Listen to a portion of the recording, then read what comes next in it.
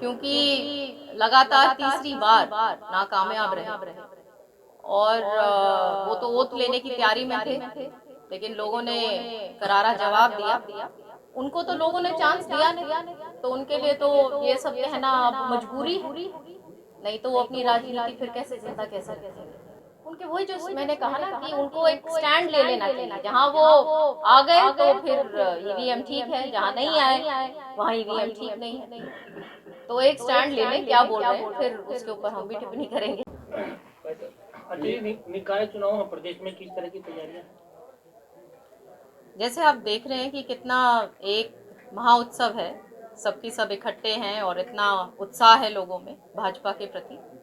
कल रात हम हिसार में थे, कल सुबह से लेकर रात तक पूरा प्रचार में, और इसी तरीके का माहौल था, एक तरफा था, सब लोग तैयार बैठे हैं, क्योंकि लोग जानते हैं कि यही एक पार्टी है जो एक मजबूत नेतृत्व जिसने दिया है, चाहे वो हमारे सेंट्रल लेवल हमारे माननीय प्रधानमंत्री जी के रूप में हो, जिन्होंने बहुत ऐतिहासिक फैसले हमारे देश के हित में लिए, और चाहे प्रदेश के लेवल की बात हो, चाहे माननीय मनोहर लाल जी की जब बात थी, और अब सैनी साहब उसी गंभीरता से और उसी रफ्तार से स्टेट की कमान उन्होंने संभाल रखी है, और हर एक वर्ग के लिए, हर एक क्षेत्र के लिए वो लगे हुए हैं।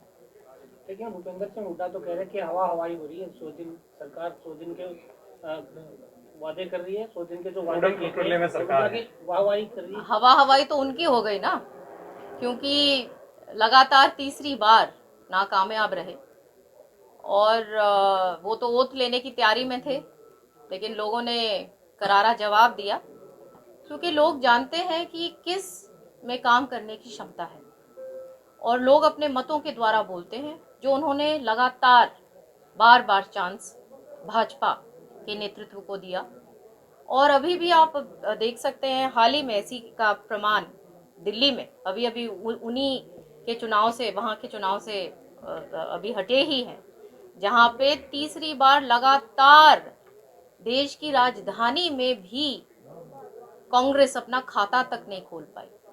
तो सिवाय अब जिसको कहते हैं ना बड़े बड़े बयानों के अलावा और कुछ कांग्रेस के पास बचा नहीं। दीपेंद्र हुड्डा कहते हैं, बीजेपी वाले कहते हैं ट्रिपल इंजन की सरकार का चुनाव, लेकिन इनके कह रहे हैं कि एक भ्रष्टाचार करता इंजन 2 इंजन बचाने आ जाता है।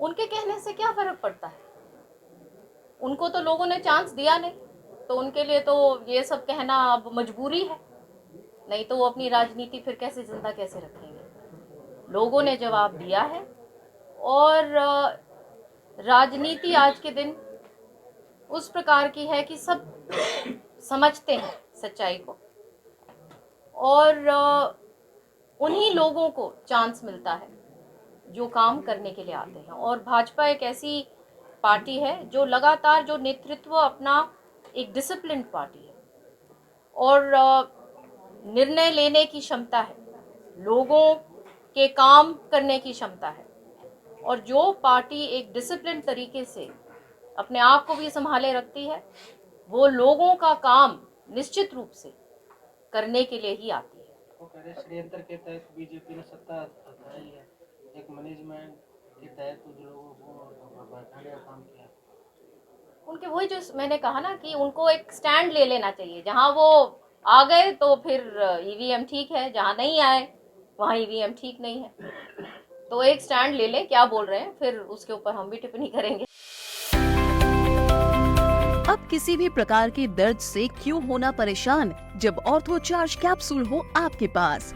सभी प्रकार के दर्द में आयुर्वेदिक पद्धति पर आधारित रामबाण इलाज।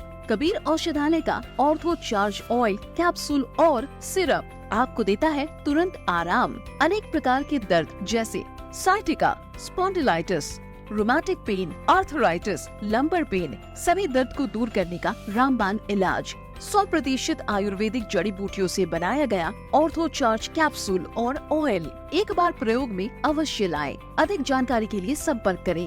एड्रेस: कबीर औषधालय, सेक्टर 14, सोनीपत, दिल्ली, NCR।